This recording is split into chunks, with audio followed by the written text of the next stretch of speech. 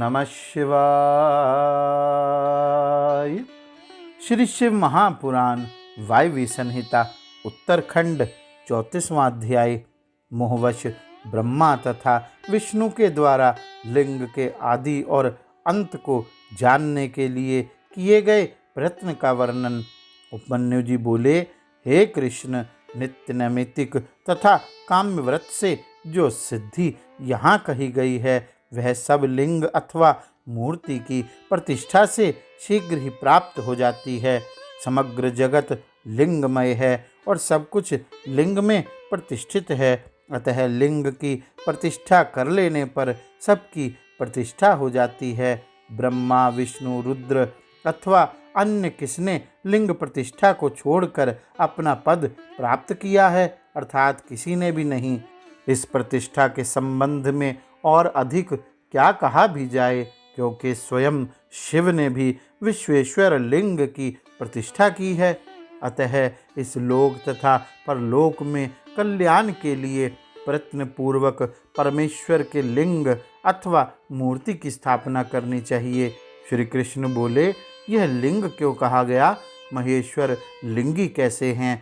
वे महेश्वर लिंग स्वरूप कैसे हुए और इस लिंग में शिव किस कारण से पूजे जाते हैं? उपमन्यु बोले, यह लिंग अव्यक्त तीनों गुणों को उत्पन्न तथा विलीन करने वाला, आदि अंत से रहित और संसार के प्रादुर्भाव का उपादान कारण है।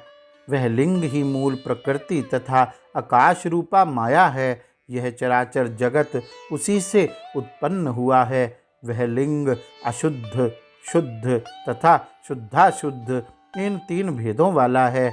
उसी से शिव, महेश, रुद्र, विष्णु, पितामह ब्रह्मा और इंद्रियों सहित पंच महाभूत ये सब उत्पन्न होते हैं और शिव की आज्ञा से इसी में विलीन हो जाते हैं। भगवान शिव को भली भांति शिवलिंग ज्ञापित करता है। अतः वे लिंगी हैं। उनकी आज्ञा के बिना कोई भी स्वयं कार्य नहीं कर सकता और उनसे उत्पन्न हुए विश्व का विलय भी उन्हीं में ही हो जाता है। इसी से उनकी लिंगात्मकता सिद्ध होती है, अन्य किसी भी माध्यम से नहीं। शिव तथा शिवा का नित्य अधिष्ठान होने के कारण यह लिंग उनका स्थूल विग्रह कहा जाता है।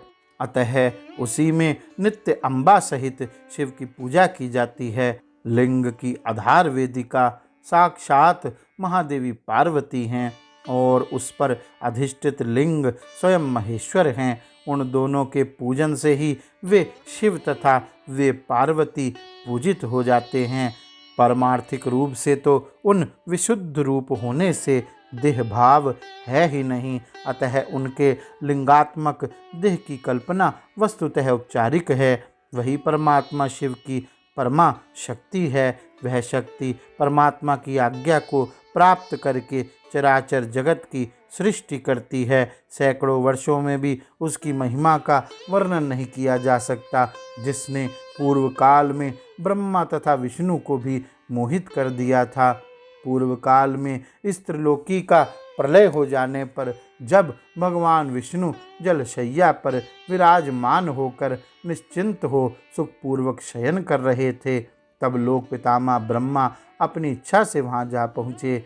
उन पितामह ने सुखपूर्वक सोते हुए विष्णु को देखा और शंभु की माया से मोहित होकर उन लक्ष्मीपति विष्णु को क्रोधपूर्वक मारकर उन्हें उठाया और कहा, तुम कौन हो बताओ?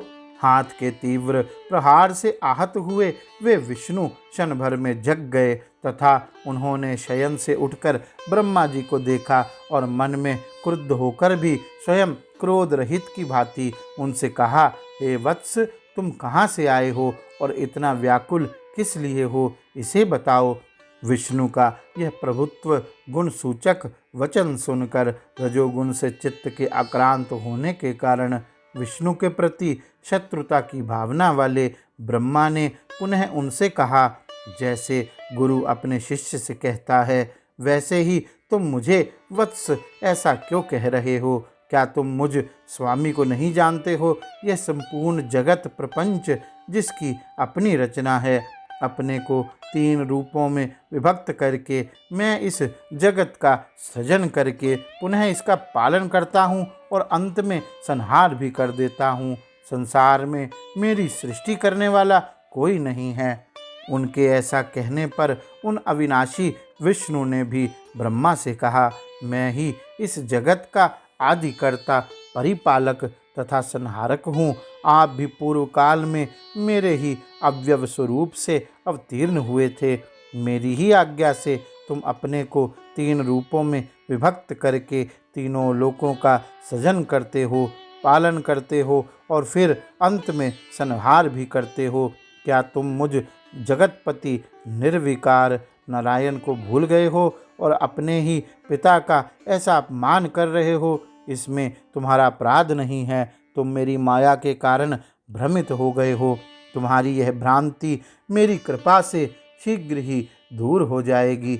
हे चतुर्मुख, सत्य बात सुनो। मैं निश्चय ही सभी देवताओं का स्वामी हूँ और जगत का सृजन करने वाला, पालन करने वाला तथा संहार करने वाला हूँ। मेरे समान ऐश्वर्यशाली कोई नहीं है।